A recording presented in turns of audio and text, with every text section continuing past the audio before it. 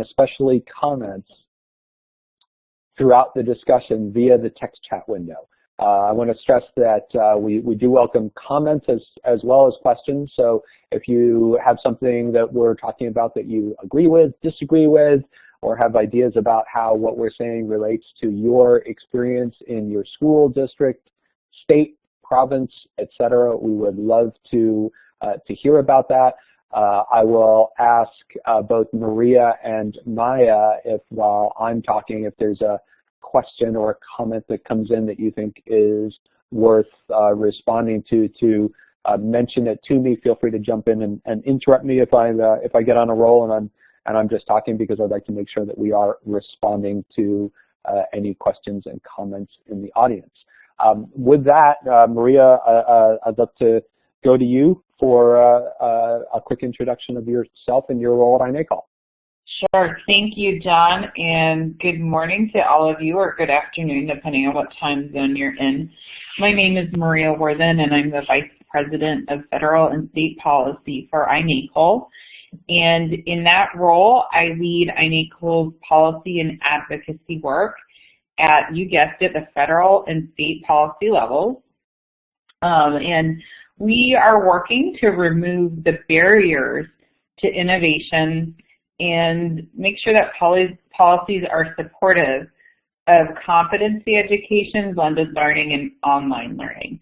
We've been working very intensively at the federal level on the reauthorization of the Elementary and Secondary Education Act, and we work also very intensively with our state policy team at the state level to achieve these goals. So John asked me to join him today to provide a little bit of context and background on some of the policy trends that we're seeing in the field, and I'm looking forward to answering any questions you may have about policy. Thank you, Maria. I noticed one comment requesting the video feed. I tend to not do video feeds only because even though lots of folks are on pretty good internet connections, in my experience, sometimes trying to do a video feed can cause some problems with audio. Sometimes that's coming from my end, sometimes that's from elsewhere. So when we do slides, we tend to not have the video feed as well. I am presenting today from Tempe, Arizona, near the campus of Arizona State University, which is an exciting place to be in terms of activity and online and digital learning activity at the post-secondary level. Being here in Arizona not too long ago, I drove through this town called Y in a very remote part of southern Arizona on the way down to a coastal town in Mexico on the Sea of Cortez, and was reminded that perhaps the most important question that we should all be able to answer about our work is this question of why. Why does keeping pace, and in our case, the question is, why does keeping pace exist? It really exists, first of all, the reporting that we do in Keeping Pace and our other projects as well. First of all, for the same reasons that many of you are running online or blended learning programs. We know that traditional K-12 schools serve many students well, but that the system doesn't reach all students, and not all students are successful. About 1 in 5 students doesn't graduate high school in 4 years. And as we know, every student who drops out is facing the challenge of going back to school, getting a GED, or facing a lifetime of limited opportunities. And we know as well that among students who do graduate, a significant percentage require remediation before taking any credit-bearing college courses. These kinds of statistics are borne out in all sorts of studies. I'll just pick this one quickly. These numbers come from about a year or two ago from the U.S. Department of Education Office for Civil Rights, pointing out that about 50% of high schools don't offer calculus, about 37% don't offer physics, a study that the state virtual school in my other home state of Colorado looked at the difference in course options between a relatively large and affluent suburban Denver district compared to small remote towns out on the eastern Colorado plains and in the Colorado mountains, and found that high school students in that affluent district had more than twice as many course offerings as the smaller high schools in other parts of the state. So we know that online learning can be a way to level the playing field and provide some of those similar options. Part of my work, personally, and Evergreen as well, all of us within Evergreen, we have the opportunity to look at schools, to do school visits, and we really hear so many incredible stories about the work that schools and programs and so many of you are doing out there really in all sorts of places across the country. And just to give a couple of examples, this is an example from California, a rural district about 50 miles outside Sacramento, the Williams Junior Senior High School in the Central Valley of California, where many students are with migrant worker families, moving between different schools in California, and in many cases moving between schools in California and then going back to Mexico during part of the school year. That presents challenges for those students and those schools for all sorts of reasons, as I'm sure that you can imagine. What we found in talking to the administration of the high school in the Williams School District was that prior to creating a blended learning program that was able to move students along at their own pace and help them catch up, they didn't really have a good option for these students who are moving back and forth between schools and between countries. What online learning has allowed that school to do is help those students get caught up, stay on track, and be able to graduate on time. We spoke with quite a few students there, and one of the things that really struck me in a focus group of students that we had was hearing from one particular student who talked about what the options there at Williams are now. And I was really struck by the fact that she wasn't particularly surprised at the thought that she would move in and out of traditional classrooms and mix those with online courses in order to be able to catch up.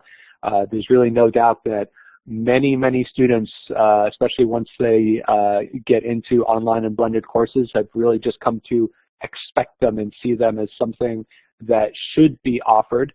I know that in a lot of ways in a webinar sponsored by iNACOL, I'm preaching to the choir in ideas like that, but it's still a fairly new idea for many districts around the country as well.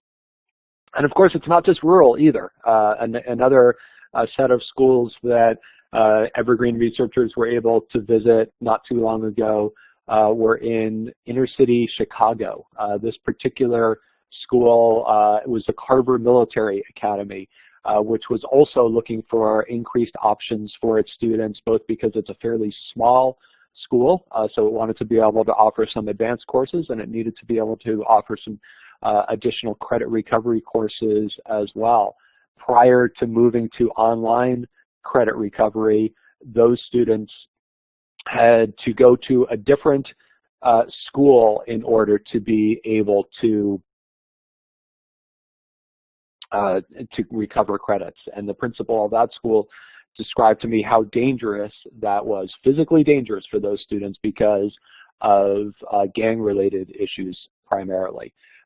With the creation of the online courses at that particular school at Carver, they've been able to increase their graduation rate. Along with that, they've been able to show that the persistence rate of students going into post-secondary institutions has stayed high. Carver has become a far better school by the measures that are implemented by Chicago Public Schools. And a big part of that is based on the online courses that it's now offering. And I don't want to suggest that online courses are only for students who are either in inner cities, at risk, with living with migrant families and that sort of thing. I'll use one final example. This young woman, her name is Cooney. She was on a student panel discussion that I hosted, again, about a year ago. Cass was with an independent study program, a blended independent study program in California. She has been incredibly successful. She was able to get ahead, move faster than she was in her traditional high school. In this blended program, she was able to take dual credit courses so that she was able to start getting ahead in terms of her college classes. And while she was doing that, she also decided to get her real estate license as well. She is an example of a student who, when I asked her why she preferred the blended independent study program to a traditional high school, she said that she simply wanted different scheduling options. She wanted some different flexibility. She wanted to be able to, she actually used the words personalize her education for herself, for her interests, and for her needs. And she was able to do that through that blended learning program. And so she talked quite a bit about how that was so successful for her. Again, I know that with this group in particular, these stories may not sound exceptional. As I've been scrolling through where many of you are from, there are lots of folks who are working in these types of schools and programs, providing these types of opportunities. But telling these stories is a big part of the why of keeping pace, because I can tell you, and I'm sure many of you know as well, that once we get outside the relatively small bubble of iNACOL members and folks who go to the symposium and folks who are working in these issues, on these issues, and in the types of schools and programs that so many of you are working in, that there's far less knowledge about these types of programs and what they're able to offer. And so a big part of the why for why Evergreen exists and the Keeping Pace report exists is to support the work that you're doing and tell those stories to a wider audience as well. Keeping Pace, as I mentioned, has been around for 12 years. This is the 12th edition that we just published. If you were at the iNACOL Symposium, you had the opportunity to receive a print copy. If you were not or did not get a print copy, I see Maya has put up the URL where you are able to get a copy. That's kpk12.com. The PDF is available there, and we provide the option to download it. We also have ongoing updates through the blog on our website as well. And before I get into some of the details of what we're going to talk about in the report, I want to mention that Keeping Pace has always been supported by a wide range of sponsors. iNACOL has been one of our key sponsors for many, many years now. You can see the sponsors, they're listed on the right. You may recognize them as a mix of private nonprofit, private for-profit, associations, foundations, and public agencies as well. And that mix of organizations that provide not only financial support, but their time and expertise has been invaluable to the work that we've been doing within Keeping Pace for so many years, and the 2015 edition is certainly no exception. Keeping Pace is a report this year is about 120 pages long, and there's certainly no chance that we're going to be able to cover 120 pages worth of material in the hour that we have with you. But I want to focus on some highlights. I'll mention again that if there are specific questions that you have that you'd like to hear about, please jump in at any time into the text chat and let us know your questions or your comments. We're also in this session going to focus a bit more on the policy side, which is one aspect that we look at within Keeping Pace. We talk quite a bit about the entire landscape as well as in terms of what's happening with practice and policy. In a second, I'll talk about policy, particularly because we have Maria Worthen on the webinar as well, and she is such an expert in terms of what's happening at both the federal and the state level as well. But before I do that, I want to focus on this particular graphic that is on your screen as a snapshot about how Keeping Pace characterizes the digital learning landscape. Schools and students, which are on the right in this graphic, are the main element that we report on in Keeping Pace, and really the central organizing principle. And in some ways that may seem obvious, that schools and students should be the place where the focus is, but I can tell you that there's quite a bit of confusion around digital learning for a variety of reasons. When we talk about schools, we are referring to the formal definition of schools as the entities in which students are enrolled, the entities that provide credit towards grade advancement or graduation. The nomenclature in this field can really be fairly confusing because there are quite a few entities with the name school in them that are not schools by this definition. I think, for instance, about state virtual schools, and I don't want to sound like I'm being negative towards them. They're doing incredibly valuable work, but organizations like, just to pick a couple, the Montana Digital Learning Academy and Idaho Digital Learning Academy and Virtual High School, these are not actually schools by the formal definition of what a school is in terms of credit advancement. And so we talk quite a bit in this year's report in terms of the landscape about schools and then about the providers, whether they are the vendors who are providing content, tools, and services, and then some of the intermediate, what we think of as intermediate providers as well, which are some of the state virtual schools, consortium programs, regional service agencies, and others. The final reason that this can get somewhat confusing is that there are some entities that in some cases call themselves programs, as in alternative education programs, and in fact some of them are really schools.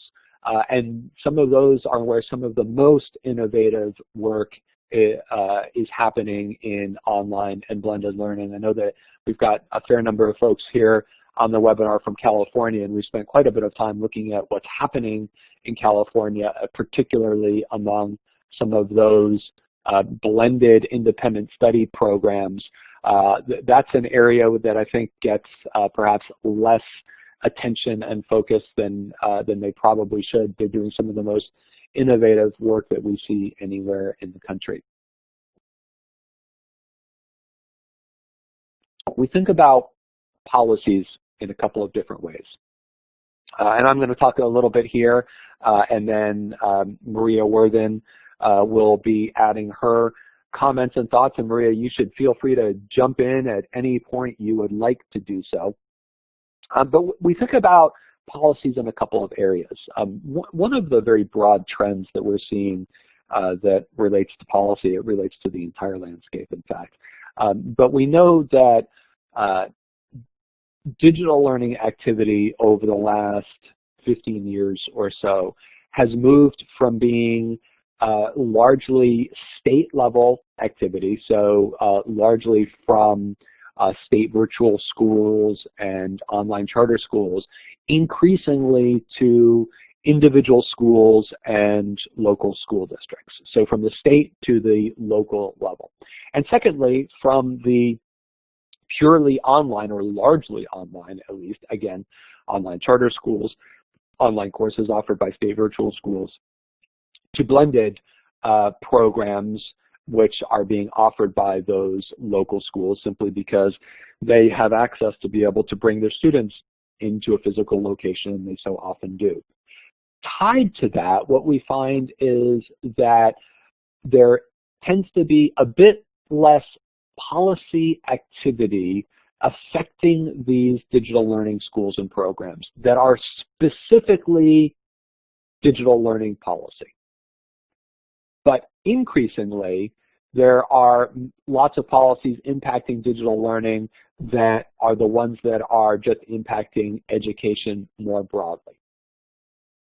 On the screen in front of you are some of these examples. Esea Reauthorization, Common Core State Standards, the Common Core Aligned Assessments, teaching certifications, and data privacy. All of these are issues that, to a greater or lesser extent, all educators would recognize as policy issues that are driving so much of what's happening in their schools and in their states. At the same time, because digital learning activity is occurring so much within these local schools, much of that activity, to the extent that it's being influenced by policy, is being driven by these same types of policies. And Maria mentioned a little bit earlier that she's been focused on Esea Reauthorization, and that appears now imminent. And Maria, in a minute, I'll go to you and see if you want to comment on either Esea Reauthorization or any of these other issues. Before I do that, I will mention that I believe Maria and I had a disagreement going back a couple of months in terms of our prognostication as to whether Esea Reauthorization was likely to happen in 2015 or early in 2016. Maria said it probably would. I said it probably wouldn't. She was right. I was wrong. And with that, since you were right, Maria, I wonder if you want to comment just a little bit on Esea, on what the new law is looking like and what some of the ramifications are for online and blended learning. Thank you, John. And I love it when people tell me I was right. That just feels so good.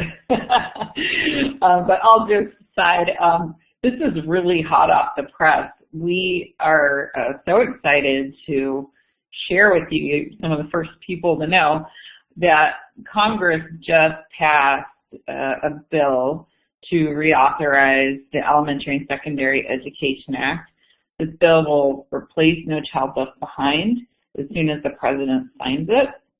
The House voted to pass this bill last week, and the Senate at 11:45, so less than an hour ago, passed the law. So we are really pleased about the implications of this law for the field. I'll speak sort of generally about that today, and please keep an eye on our blog and our webinar schedule for very shortly forthcoming more detailed information about what this means for the field.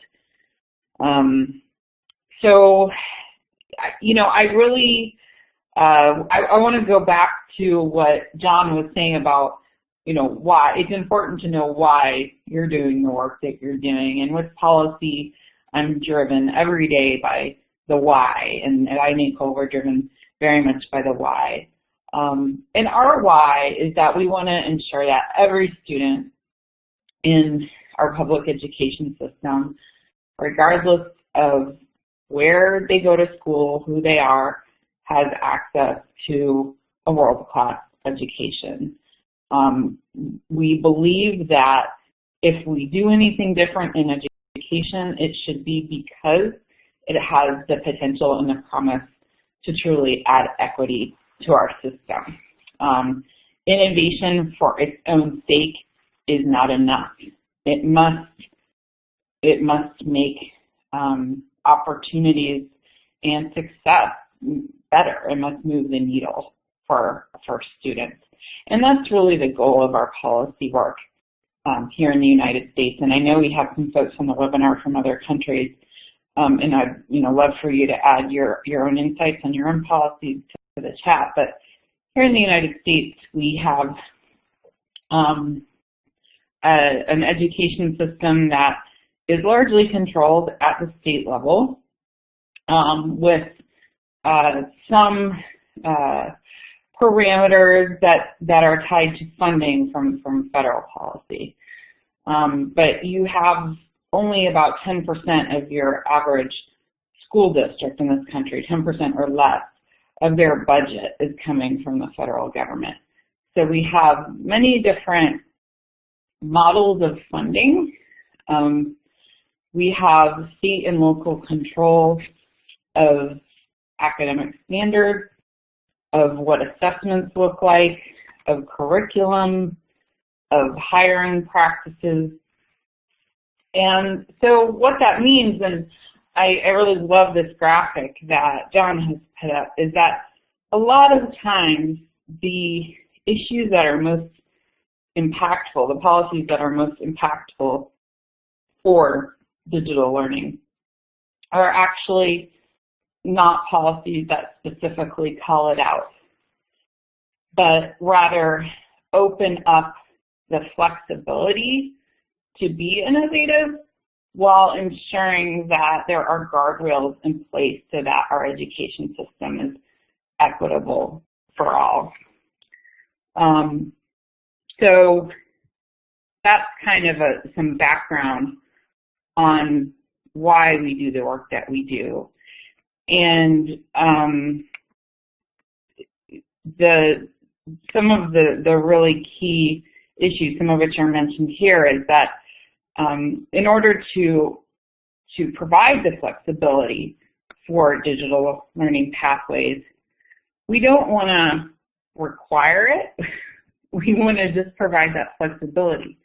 We want to do things like move away from seat time, have policymakers building competency-based systems to ensure all students can reach mastery, provide the flexibility, which is what the new ESEA will do, to redesign assessments around student-centered learning, provide flexibility, which again is something the new ESEA will do to states to rethink accountability around next-generation learning models.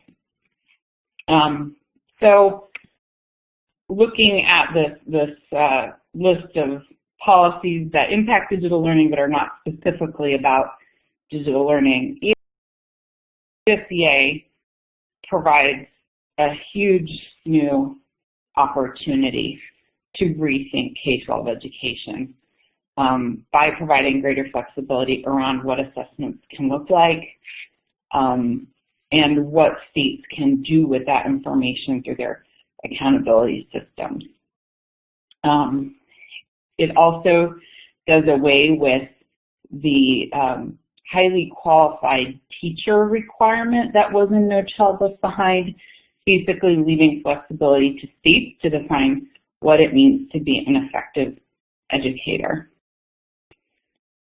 So those are some of those sort of non-specifically digital learning issues that are very impactful for our field. Let me pass this back to John and see what kinds of questions that we have. Thanks, Maria.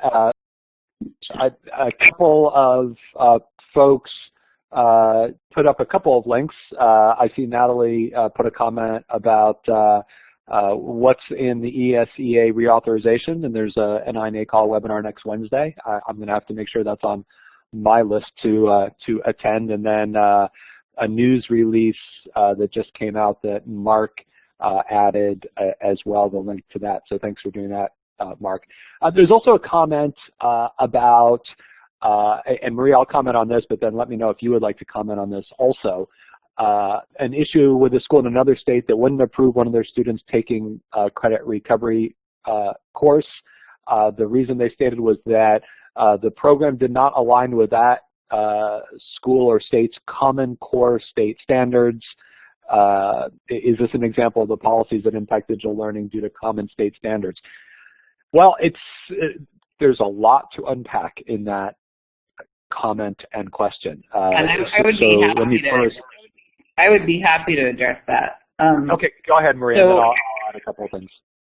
Oh, sure, yeah. So Common Core state standards were developed by state governors and state education chiefs. And at the end of the day, the states that have adopted those standards have made those standards their own. That is to say that contrary to some things you may have heard, the federal government can actually not, the federal government's prohibited by law from mandating national standards, from telling states what their standards should be. And so even though states have adopted the same standards, there are slight variations. Basically, the Common Core organization or consortium says a state can have some variation in the standards. They have to have a certain percentage of the standards that are common, but they can change them. So it sounds like what this commenter is running up against is that even though both states had Common Core, perhaps they just had either some slight variation or some just difference in the approval process. But I think this is a really important issue that underlines why it is important to think about how we can create policies in the field that do not provide barriers to students accessing these types of courses. And some states we're seeing are doing reciprocity agreements or are talking about reciprocity agreements for online courses. So that's a promising trend we're seeing at the state policy level. But it's really more of a conversation than a reality at this point. I'll add a couple of quick thoughts, and I'm in agreement with Maria, everything that you just said. One thought is that one of the things that online learning and online courses in particular are doing, they're really shaking up the traditional alignment in K-12 education in a variety of ways, and challenging policies that in some cases have existed for decades and predated the internet and the World Wide Web. That has been true with the fully online schools that are now able to attract students from across entire states in a bit more than half of all states. And I know we have quite a few folks on the webinar who are from some of those schools. In states that are now allowing students to take individual online courses for credit and have them count towards their grade advancement and graduation, we're seeing that happening as well. And it's particularly around this issue of whether schools, whether the student's home school or district or enrolling school or district is accepting those credits. In the state where I'm sitting right now, in Arizona, there's been a fair bit of controversy around this because students are allowed to take individual online courses, and quite a number of students have taken an online course over the summer, and the state expects that the district will then allow this, will grant credit for those courses in most cases. But what happens then is that in some of those cases that will result in a reduction of funding to the student's home school district. The school districts then do not, they certainly have an incentive to deny those credits and make sure that the student is taking all their credits from that home district. Depending on where you lie on this debate as an observer, one view would say those enrolling or home districts certainly should be allowing students to take courses from elsewhere and have those credits count. The alternative view that I think holds the most weight, or really should hold the most weight, is the idea that these enrolling districts are responsible for these students' graduation and for what students know upon graduation, and so they rightly should have some ability to determine which online courses they are going to approve and which they are not. And that, I think, is the core issue around how an individual school district allows that credit to be granted to a student who takes an online course elsewhere. But I will say, before moving on, that The Common Core standards were, part of the promise of them was that students, was that schools and providers would be able to work across districts, particularly with online courses, because there would be a common set of standards that would apply throughout most of the country. Certainly that wasn't the only reason for the standards or even the driving reason, but it was among them. But for the Common Core to really have teeth required that the Common Core aligned assessments, PARCC and Smarter Balance, would be adopted by a large number of states. What we're seeing has been a retreat on those, on the use of the assessments. And so together with the passage of the reauthorization of the Education Act, what we're really seeing is, in my opinion, and Maria, you may disagree and want to weigh in or wait until your webinar next week, but it certainly seems like there's a retreat from a national role, whether that's federal or whether that's an active federal role or whether that's coordination across states, that is certainly happening in terms of the reauthorization that's happened, and with the move away from the assessments, the Common Core assessments as well. Well, I think the trend we're seeing with the Esea Reauthorization is definitely a shift towards the tip of the balance towards the states versus the federal role. I think at the end of the day, most people felt that No Child Left Behind was an overreach, in that with the waivers that were put in place by the U.S. Department of Education after No Child Left Behind's authorization expired in 2008, that there was too many new requirements coming from the federal government, and I think Common Core got kind of wrapped up in that debate. We're actually seeing less of a retreat from the standards themselves than the assessments, as you pointed out, John. Part of that was due to sort of perception and controversy. Part of that was due to cost. So it will be interesting to see in the next few years if they sort of come back to that, or if they try something different. Totally agree. Thanks, Maria. And as we're going on to the next slide, talking about some of the issues that are related to digital learning policy directly, I see the comment coming in about from a supplemental online program in Iowa that makes schools sign an approval agreement before letting students sign up for a course. And yeah, that can certainly make a lot of sense.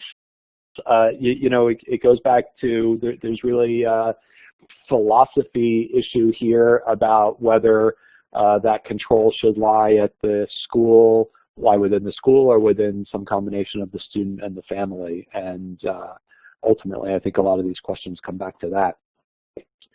In keeping pace, we also look at a set of issues that are more closely related to digital learning, and think about to what extent they're really hot issues and affecting online and blended learning actively. We look at data privacy, course access, state online learning requirements, and MOOCs. Data privacy, undoubtedly a really hot issue.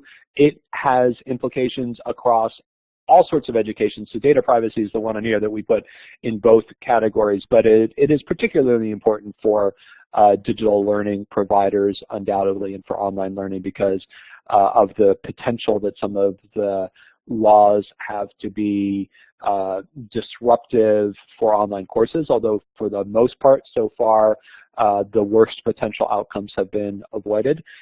Course access, which continues to be a hot topic, although one of the things that we talk about fairly extensively in the report, and we looked at this in the 2014 report as well, is simply the fact that course access programs to this point have not yet achieved large scale. And so it feels to us like course access has been something that's been talked about quite a bit, but perhaps the level of talking about it has exceeded the number of students who are actually taking online courses. Some, like in Utah, are growing quite quickly, but from a very small base. State online learning requirements are really a topic that's been talked about for a number of years and still gets talked about, but there has not been a state that has passed a new online learning graduation requirement in quite a few years. So it's been this core group of 5 states that have some sort of requirement that students take an online or blended course, or what some, like in Michigan, call an online learning experience before graduating. And then finally, MOOCs continue to get a fair bit of attention, mostly from the media, but are having almost no discernible effect on K-12 education. So within the report, we try a fair bit to distinguish between some of what gets talked about and what is really happening on the ground. I want to talk a little bit about accountability, and then Maria, I'll go back and see if you want to add anything about policy in general before we move on to just some of the landscape questions. One of the things that we look at both in the Keeping Pace annual report and an earlier report that we did just around accountability for online and blended schools is exploring the ways that accountability has perhaps not kept up with the needs of online and blended schools. And some of what we wrote is now going to be quite different with the new federal law.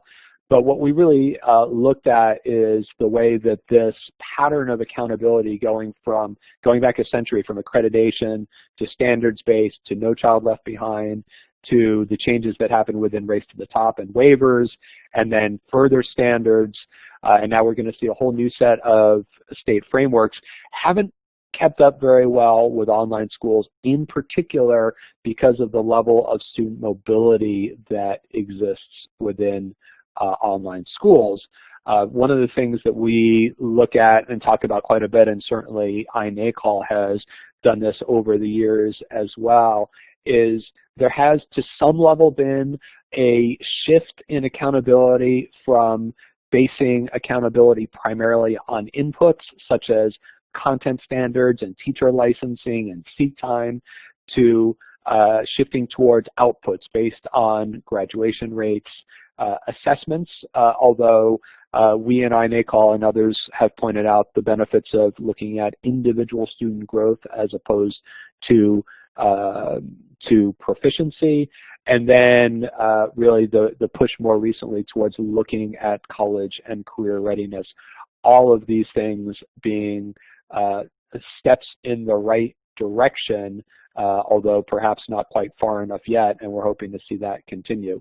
The other thing that we look at is one of the real drags on growth of digital learning, which is also tied to accountability, are funding mechanisms. There are still quite a few states that fund students based on a single count day, and what we looked at is the different general funding mechanisms: single count day, multiple count dates, ADA, ADM, and then finally achievement-based. And what we see going from lower left on this graphic to upper right is the ways in which, as we move towards ADA, ADM, and then finally achievement-based funding, those tend to be better funding mechanisms for accountability and for the schools that are implementing digital learning. Maria, I don't know if there's anything that you want to say about these last few slides that I've put up, but I'd love to give you the opportunity to do so if you'd like. Yeah, sure. So, I think what we look at when we're working with states, and the role we play is we develop policy frameworks at sort of a federal and state level. We recently published the 2015 iNACOL state policy framework and iNACOL federal policy framework. And we'll put up a link to that soon. Really, identify the key issues. And I think, John's mentioned a couple of them here. when it comes to blended and online learning, what we're thinking about is how do policies enable the creation of competency-based education systems that allow us to move away from a time-based time-based system. We're looking at how do programs improve student access and equity to a high-quality education. We're looking at quality. So John mentioned quality and accountability. So thinking about with a state policies on full-time online schools and supplemental online courses, what is the extent to which those courses and programs are being evaluated according to national quality standards and then held accountable for the results that they're achieving for students? And how accessible are those options? You know, we've had a couple comments here in the chat about how there are schools that may deny students access to a course for perhaps not an apparent reason. So we're seeing course access programs developing around the country, or supplemental course programs that, you know, we want to make sure that those states are making sure that any student in the state can benefit from those courses, and not just students in certain districts, and that the courses are of high quality. So it's really about lifting restrictions on access to those high quality, and I want to underline high quality options, as well as lifting the barriers to local leaders who are ready to be innovative, who want to move away from seat time. They want to implement competency-based education systems in their district, and may be hindered by state regulations. Thank you, Maria. And yeah, there are a couple of more comments within the chat window, and this is something that we could do an entire webinar on. And in fact, we have done entire webinars on those issues. I want to, we have about 10 minutes left, and I'll encourage anybody to keep commenting, asking questions, etc. I want to shift and in our last 10 minutes or so, particularly talk about some of what we're seeing in terms of the landscape. Again, all of this that I'm going to talk about is in the report. One of the things that we do is try to go back pretty consistently to thinking about what is the overall scale of K-12 education. Reminding ourselves and our readers that when we think about U.S. K-12 education, we're talking about roughly 60 million students, 100,000 public schools, 3 million teachers. These are large numbers. And the reason that it's important to keep that kind of scale in mind is I used this particular picture in the session we did at the symposium in Orlando, just because the World Series had recently ended and I had seen this picture, and it just got me to doing some back of the envelope calculations. This is Kauffman Stadium where the Kansas City Royals played. They won the World Series. During the playoffs, it looked like this. That's about 35,000 people in that stadium.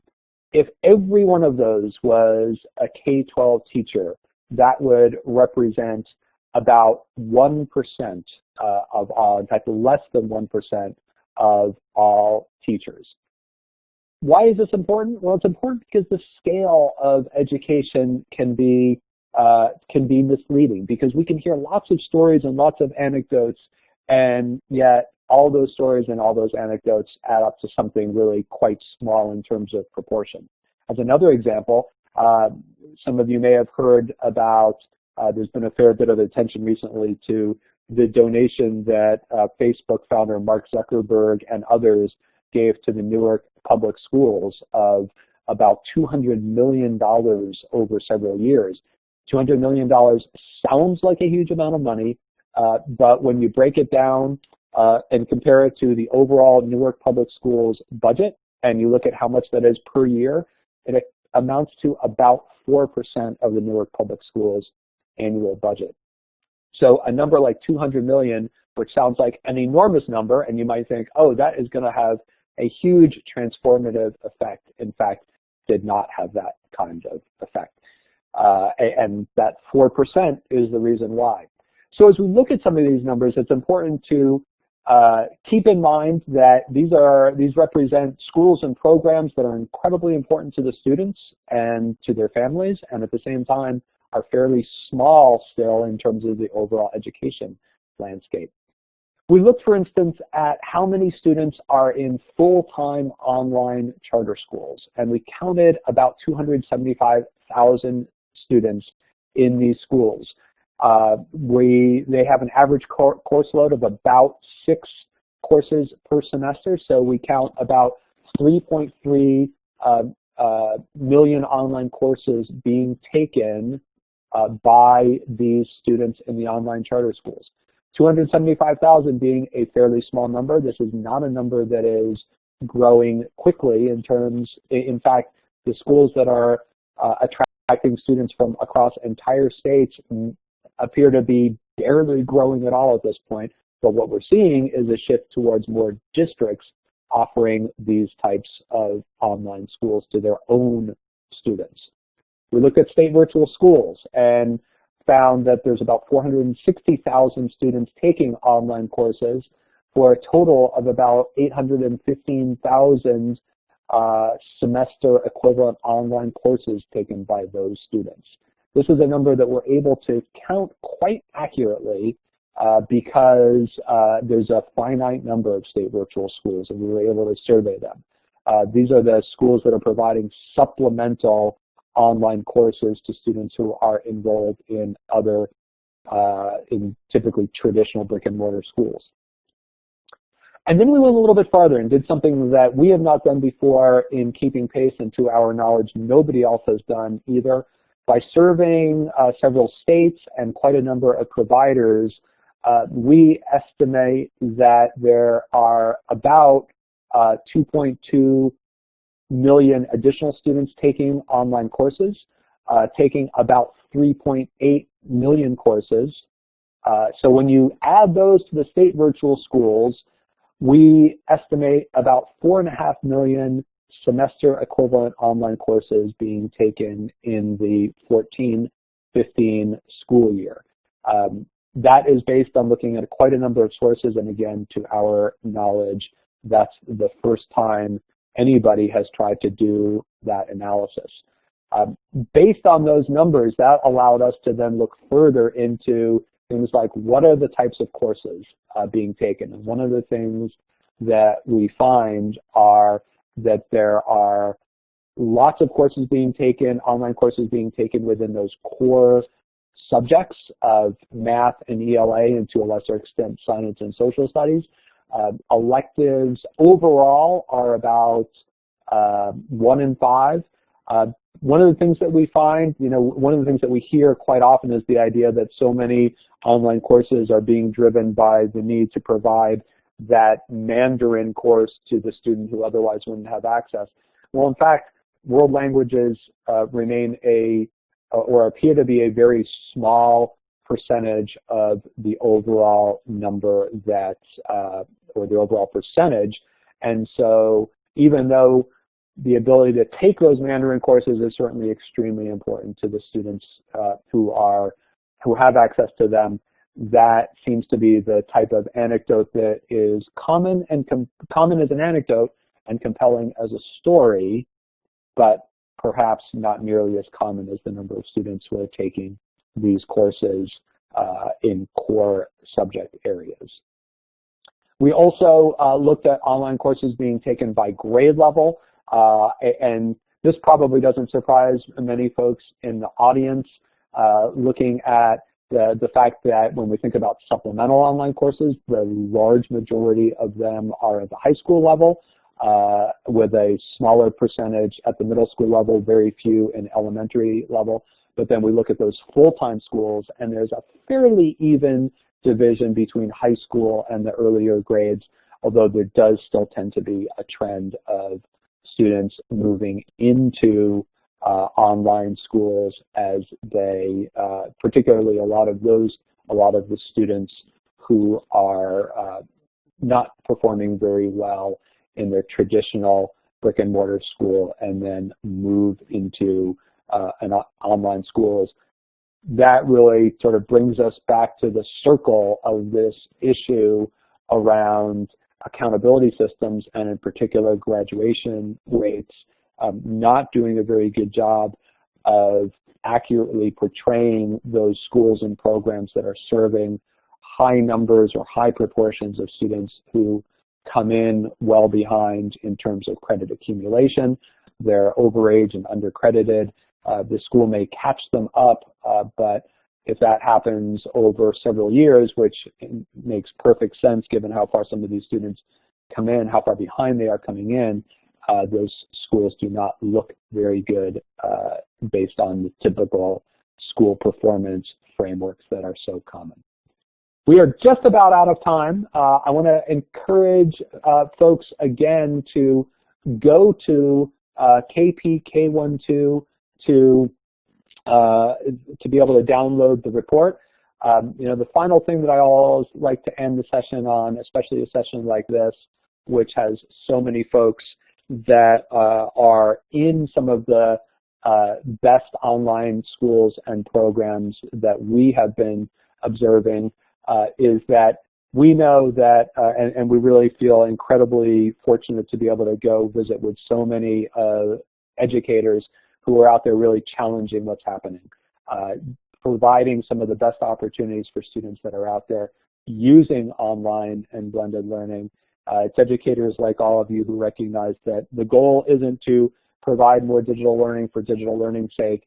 It's all about providing new options for students, which can involve challenging the status quo in all sorts of ways. With that, Maya, I'll go back to you just to talk about what happens next, and I'll also answer a couple of questions in the chat window. Thanks very much. Thank you so much, John and Maria. We really appreciate your insight and the overview for the report. Please, again, feel free to download it. Just a couple of things coming up. On Wednesday, we have a special webinar on the Esea Reauthorization, as they mentioned. On Thursday, we have a conversation with the iNACOL Teacher of the Year, Paula Barr. And just wanted to bring your attention to a couple regional meetings that will be coming up in February. One in Denver from February 18th through the 19th. Co-hosted with eLearn Collaborative, and then another in the Mid-Atlantic Conference area on personalized learning, which will be in Baltimore, co-hosted with the Capital Area Intermediate Unit. So be sure to check those out on our events page. We will be sending out the recording of this webinar as well as the deck. So again, thanks so much for joining, and we hope to see you online soon. Thank you. Bye-bye.